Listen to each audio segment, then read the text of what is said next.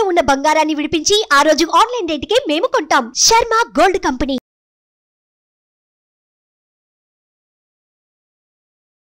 ఓం శ్రీమాత్రే నమః.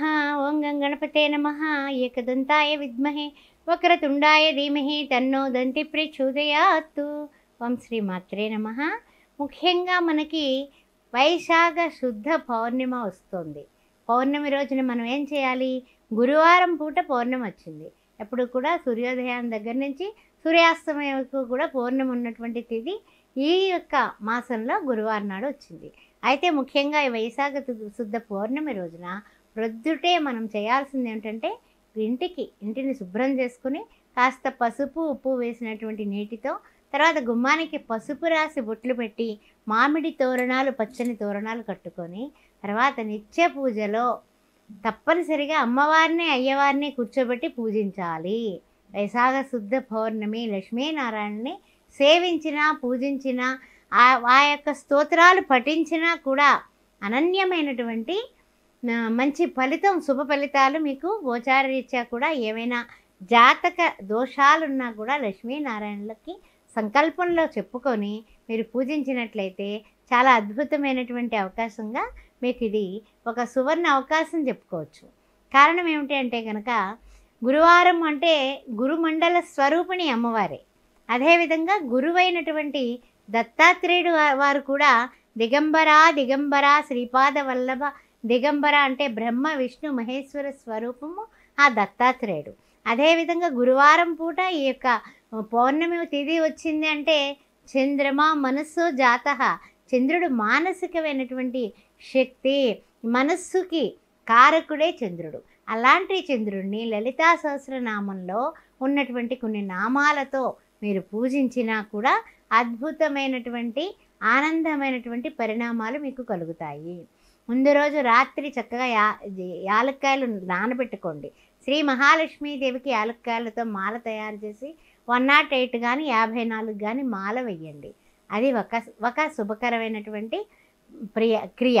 రెండవ విషయం ఏమిటంటే కనుక పసుపు కుంకుమ చక్కగా సుగంధభరితమైనటువంటి పూలతో, మల్లెలు కదా ఎప్పుడు సుగంధభరితం, మల్లెపూలతో సన్నజాజులతో చక్కగా పూజించండి అమ్మవారిని. పూజించడమే కాకుండా ఈ యొక్క పూజ చేసేటప్పుడు మీరు ఆవు నేతితో మాత్రమే దీపారాధన చేయండి. 5 ఒత్తుల దీపంతో ఆవు నేతితో దీపారాధన చేసుకోవడం.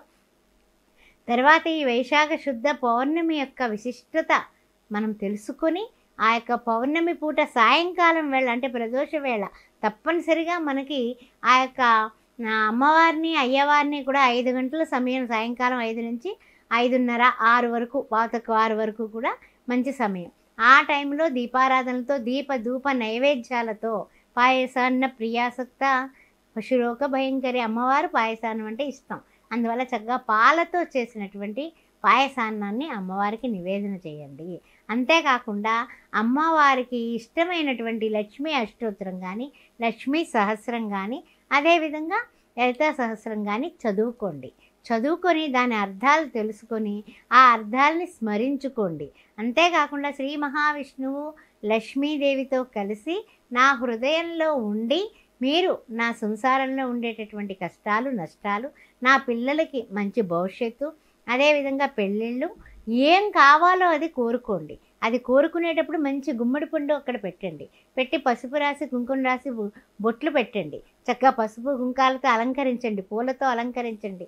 ఆ గుమ్మడి పండుని అమ్మవారికి అయ్యవారికి సమర్పించి అది పూజా మందిరంలో పూజ చేసినటువంటి గుమ్మడికాయని మన గుమ్మానికి చక్కగా 3 సార్లు దిష్టి తీసి clock wise anti clock wise తీసి ఆ తర్వాత దాన్ని బద్దలు కొట్టి పసుపు కుంకుమ వేసి గడపకి అటు ఇటు పెట్టండి.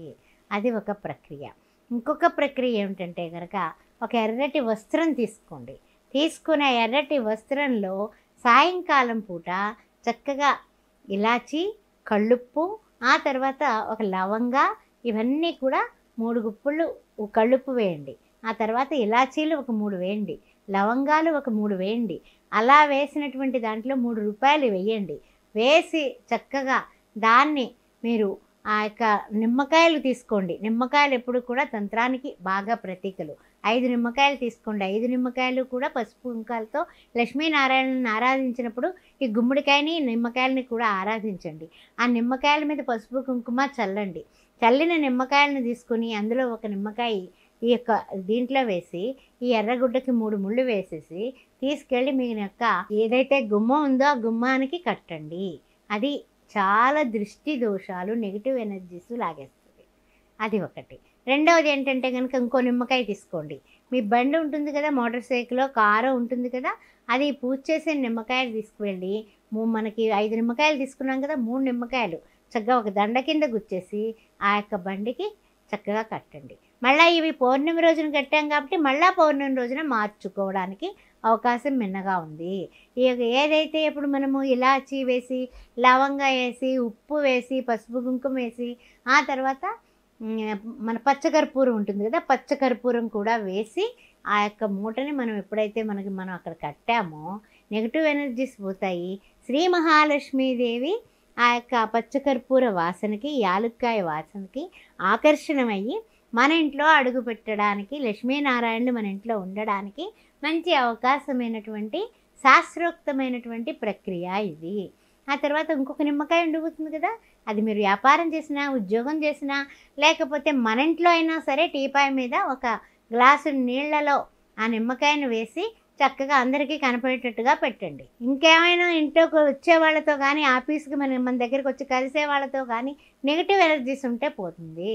ఆ తర్వాత 3 రోజులకు ఒక్కసారి నిమ్మకాయని మార్చేస్తూ ఉండండి, నీళ్ళని మార్చేయండి. అలా మీరు చేసుకున్నట్లయితే ఈ వైశాఖ శుద్ధ పౌర్ణమి రోజున మీరు చేసే పూజ, మీరు చేసే నియమాలు, అమ్మవారి యొక్క దయ మన మీద ప్రసారమయ్యి ఓం ప్రకృత్యై నమః, ఓం వికృత్యై నమః, ఓం శ్రద్ధాయ నమః, ఓం సర్వభూత హితప్రదాయ నమః, ఓం శ్రీ మహాలక్ష్మీ నమః, ఓం భువనేశ్వర్యే నమః, ఓం హేమమాలిన్యే నమః, ఓం శ్రీయాయ నమః అని మనం చేసేటటువంటి పూజ అమ్మవారి కటాక్షంతో మనకు అష్టైశ్వర్యాలు కలుగుతాయి.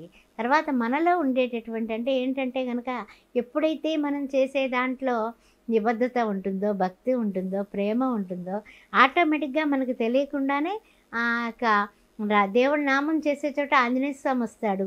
కార్యాలు సిద్ధింప చేయడానికి మనోజవం మారుత తుల్య వేగం జితేంద్రియం బుద్ధిమతాం వరిష్టం వాతాత్మజం వానరాయుధ ముఖ్యం శ్రీరామదూతం మనసా స్మరామి అని ఆంజనేయ స్వామికి తలుచుకుని ఆ రోజున, ఎందుకంటే రాముల వారైనా ఆంజనేయ స్వామి బంటు, మహావిష్ణువుకైనా ఆ రామావతారం ఆయనదే కాబట్టి ఆంజనేయ స్వామి బంటు కాబట్టి అరటిపళ్ళు నివేదన కూడా చేయండి ఆంజనేయ స్వామి పేరు మీద.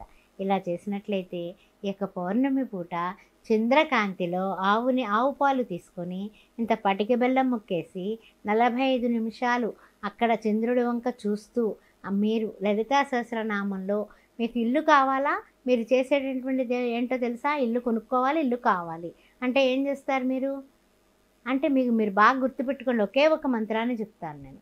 ఇల్లు కావాలి అనే సంకల్పం చేసుకునే వారికి లలితా సహస్రనామంలో అద్భుతమైనటువంటి నామం ఉంది. అదేమిటో తెలుసా, చింతామణి గృహంతస్థ శ్రీమన్నగరనాయక, చింతామణి గృహంతస్థ శ్రీమన్నగరనాయక, చింతామణి గృహంతస్థ శ్రీమన్నగర. చింతామణంతా ఇంట్లో ఉంటా కదా తల్లి, నువ్వు నాకు చిన్న ఇల్లు ఇవ్వవా, ఈ అద్దెళ్లలో తిరగలేకపోతున్నాను, ఇల్లు కట్టుకునే అదృష్టం ఇవ్వవా అని అమ్మవారిని ప్రేమపూర్వకంగా అదే నామం ఇంకేమొద్దు చక్కగా కూర్చొని ఆ యొక్క చంద్రుల్లో అమ్మవారి ముఖాన్ని మీరు అనుకుని, ఆవిడ కలువరేకులు లాంటి కళ్ళు, చక్కని నాసిక, అందమైన ముఖం, పార్వతీదేవి యొక్క ముఖాన్ని అక్కడ చంద్రుల్లో చూస్తూ మీరు అనుకోండి. తప్పనిసరిగా నెక్స్ట్ పౌర్ణమికి ఏదన్నా సరే ఒక శుభవార్త వస్తుంది. శ్రీమాత్రే నమః. సుమన్ టీవీలో మీ పర్సనల్ అండ్ బిజినెస్ ప్రమోషన్స్ కోసం కింది నెంబర్కి కాంటాక్ట్ చేయండి.